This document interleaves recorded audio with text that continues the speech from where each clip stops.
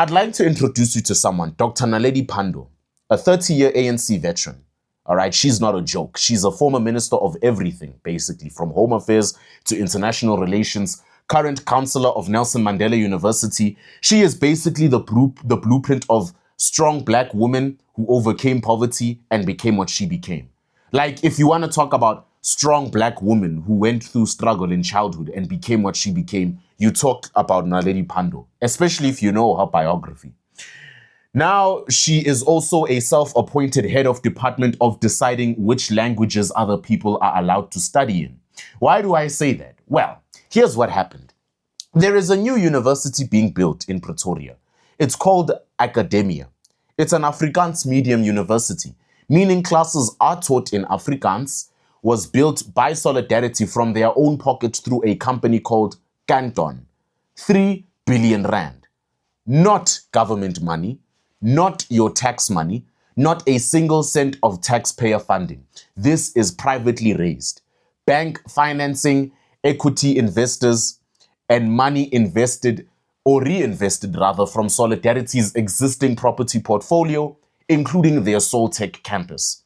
5,000 undergrad students, 1,500 postgrad students, residences, labs, a research farm for agriculture students, the whole 9 yards, ladies and gentlemen. Woo! Now, normally in a functioning society, this is something to celebrate. Our communities are growing.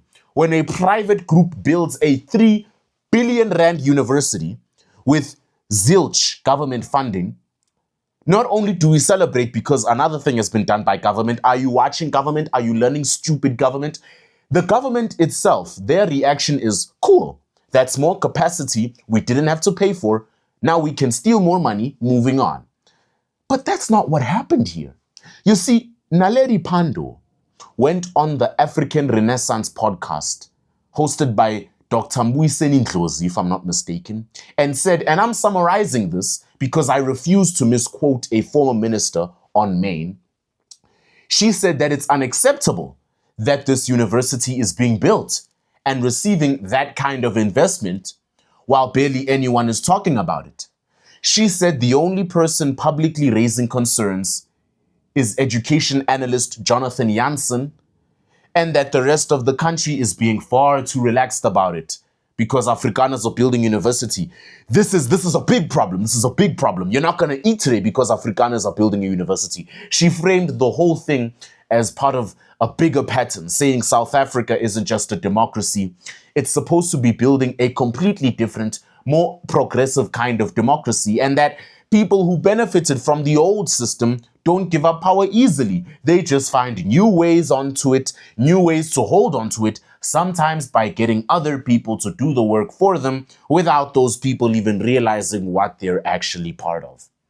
And then she said the line that's actually going to live in infamy on Twitter for the next 2 weeks, I predict. She said, and this one I will quote directly because it deserves to be quoted exactly as said, AfriForum won't have currency, close quote.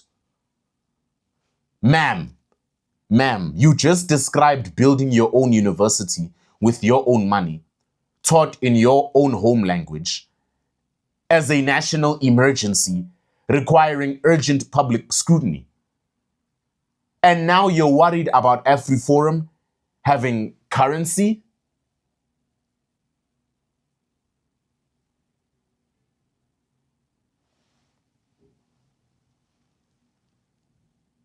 My sister in Christ, you are currently AfriForum's best marketing campaign. If AfriForum wanted a viral clip to fundraise for the next financial year quarter, they could not have scripted a better one than a former cabinet minister going on a podcast and saying, how dare they build a school with their own money and not ask us first? So wait, you're asking AfriForum to ask you for money, knowing you won't give it to them, and when they do their vision anyway, you have a problem with that. Let's actually break down the logic here. Let's break down the logic here. This is confusing, and I want to be fair. I always want to be fair. That's the whole promise of the network. The network, it's the summer SAMBIT, the summer clips. The network owns all of this. We want to be fair. Naledi Pandor's broader point, if I strip away the soundbite and look at the actual argument, is that historical wealth built under apartheid is still funding institutions today. And that this specific university is one more example of that historical advantage compounding itself while transformation elsewhere in the country moves at a crawl. That is a real, legitimate, historically grounded point. Nobody sane is going to sit here and tell you apartheid didn't create generational wealth gaps that are still very much alive in 2026, because it did. That's a fact. That part isn't controversial. That part is just documented economic history. I mean, if she said that, everyone was going to go, yeah, okay, as if we don't already know that. But here's where it falls apart for me. The solution to some communities still have generational wealth from an unjust system is not shame the people who use that wealth to build their own educational institution in their language and build their children's futures. Because if that's actually the standard, we have a massive list of other institutions Naledi Pandor is going to need to publicly interrogate next, don't you think? Every single traditional model C school, basically. Every private school with a chapel and a cricket pitch and fees that cost more than some people's annual salaries. Every corporate bursary scheme funded entirely by companies that were built during apartheid. If the standard she is implying is any institution funded by historically advantaged wealth deserves public scrutiny and moral condemnation, then Akademia isn't even close to the top of that list. It's maybe entry number 412, and I'm just being kind, because they are not the only people who do that. And here's the part that really gets me. Government itself, over 32 years, has had every single opportunity to build world-class, well-resourced, properly funded universities in every single South African language, including isiZulu, isiXhosa, Sesotho, all 11 of them. The whole mixed masala.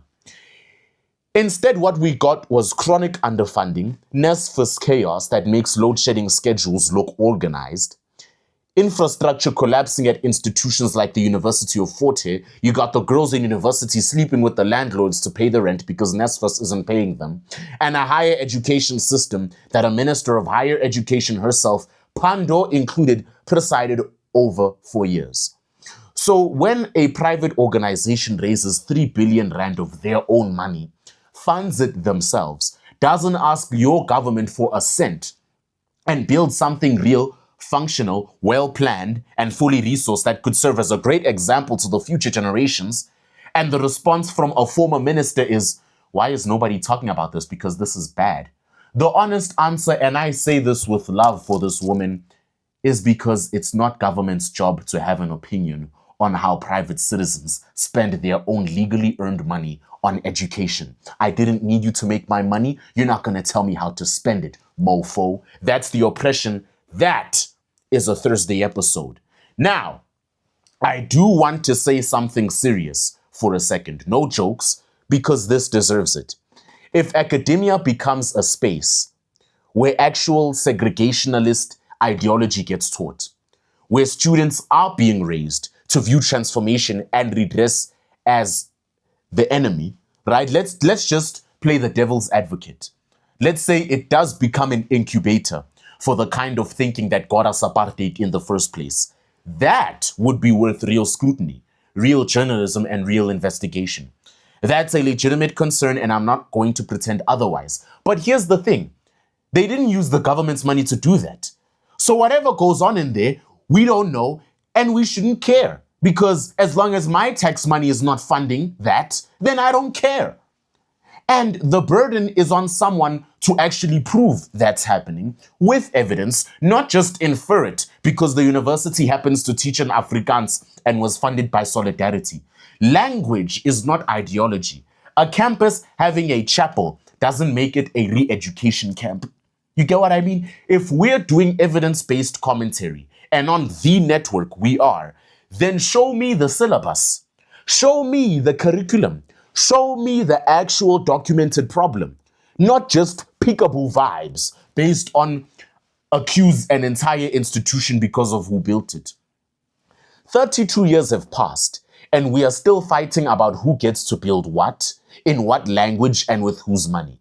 At some point, and I say this as someone who wants this country to actually work and be prosperous, the conversation has to evolve past who is allowed to educate their own children in their own language with their own money, and start being about why can't the state build something this functional in literally any other language across this entire country.